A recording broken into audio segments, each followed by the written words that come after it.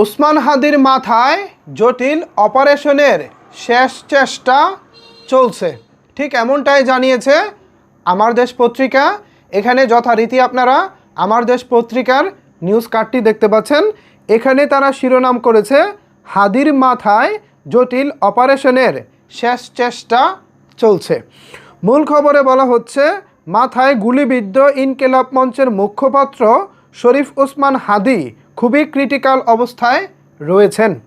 Singapore থেকে বৃহস্পতিবার বেলা 2টার দিকে পাওয়া সর্বশেষ খবরে জানা গেছে, হাদির ব্রেইনে জটিল এক অপারেশনের প্রস্তুতি নিচ্ছেন ডাক্তাররা।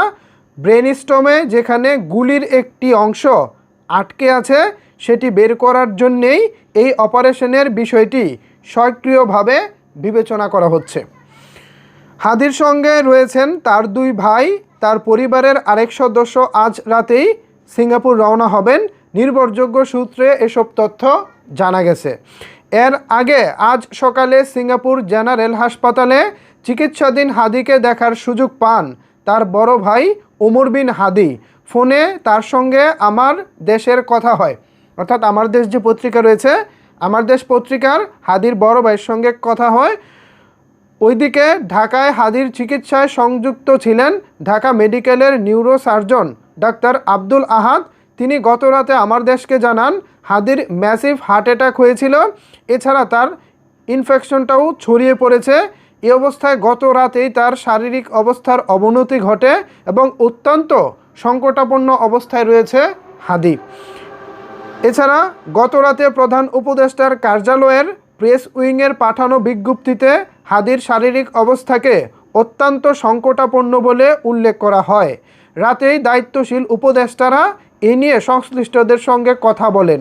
ইতিমধ্যে পররাষ্ট্র মন্ত্রণালয়ের একজন কর্মকর্তাকে সিঙ্গাপুর পাঠিয়েছে সরকার।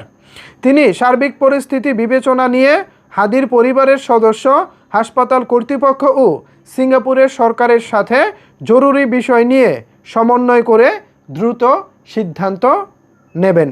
বৃহস্পতিবার বেলা 11টায় উপদেষ্টা পরিষদের নিয়মিত বৈঠকে হাদির সর্বশেষ অবস্থা এবং করণীয় নিয়ে অনির্ধারিত আলোচনা হয়। পরিস্থিতি বিবেচনা নিয়ে কী করণীয় তা নিয়ে মতবিনিময় করেন উপদেষ্টা পরিষদের সদস্যরা। হাদির হত্যাচেষ্টাকারী ও তাদের সহযোগীদের ধরার বিষয়ে সর্বশেষ অগ্রগতিও উপদেষ্টাদের অবহিত করা হয়। তো ভিউয়ার্স, এ হচ্ছে আপাতত ওসমান হাদির সর্বশেষ আপডেট।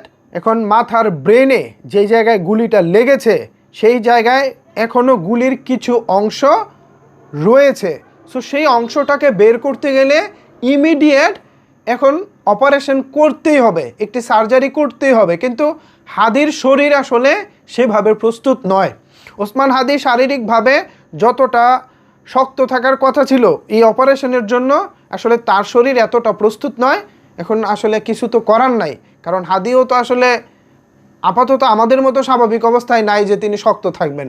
আল্লাহ পাকের কাছে দোয়া করা ছাড়া এই মুহূর্তে আমাদের আর কিছু বলার নেই বা কিছু করারও নেই। আপনারা সবাই দোয়া করুন দেশবাসী হাদি ভাইয়ের জন্য। ইনশাল্লাহ ওসমান হাদি ভাই যেন সুস্থ হয়ে আবারও আমাদের মাঝে ফিরে আসতে পারেন, সেই দোয়াটাই থাকবে মহান রব্বুল আলামিন আল্লাহ পাকের কাছে। ভিউয়ার্স, এই ছিল আমার দেশ পত্রিকার সর্বশেষ নিউজ। এ বিষয়ে আপনাদের মতামত জানাতে পারেন নিচের কমেন্টস বক্সে। ধন্যবাদ সবাইকে এতক্ষণ আমার সাথে থাকার জন্য।